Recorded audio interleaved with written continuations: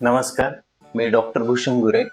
आज आपण चिकनगुनिया ह्या आजाराबद्दल थोडी माहिती घेऊ.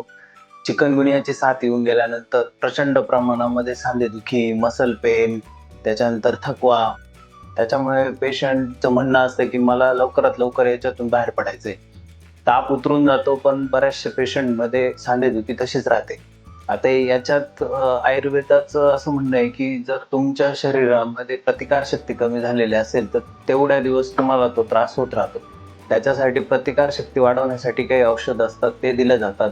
तसंच चिकनगुन्याचा ताप गेल्यानंतर किंवा ताप असताना जर आपण योग्य आहार विहाराचं पालन केलं त्यावेळेस, जसं की लंघन, थोडासा उपवास केला, जेवढी भूक असेल किंवा जेवढा अग्नी आपला त्यावेळेस मंदाग्नी असतो, त्यावेळेस पचनक्रिया कमी झालेली असते. तर त्यावेळेस जर आपण कढण असतात ते घेतले किंवा विश्रांती केली किंवा कोष्ण जल घेतलं, तर आपल्याला त्याच्यातून लवकर बाहेर पडता येतं.